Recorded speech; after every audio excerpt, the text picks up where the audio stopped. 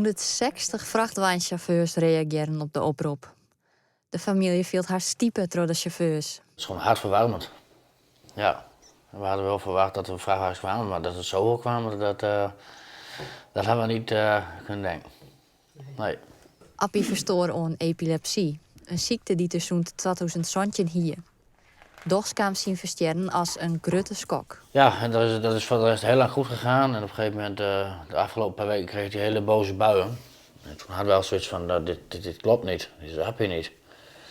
Dus toen heeft mijn vrouw het ziekenhuis opgebeld en voorgelegd van wat er nou aan de hand was. En op een gegeven moment had de arts gezegd van ja, hij is in gewicht ook toegenomen, dus zijn medicatie kon wel verhoogd worden. Nou, dat was maar even. Zijn gedrag nam weer wat af. Maar toen die beruchte donderdagmorgen, toen was het gebeurd. De familie en het dorp hadden warme herinneringen aan Appie. Hij was gewoon, ja, en hij stond elke dag bij de grote weg, hierachter. Als hij vrij was van school. En dan zo even met het handje. Dan wou hij iedereen hem een groet doen en hem laten toeten. Ja. Maar sowieso, Appie sociaal, hè.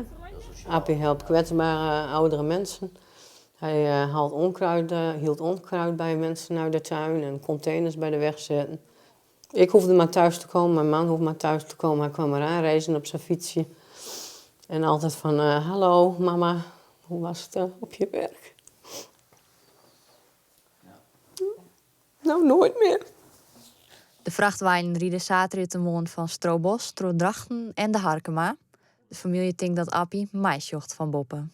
Ik denk dat hij de trein in de ogen had gekregen en dat hij het heel mooi vond. En dat hij bij elke vrachtwagen een toeter wou horen. En vooral de toeter Baby Shark vond hij mooi. Dus ik denk dat hij dat prachtig had gevonden. Een eigen truckshow voor Appie. Ja.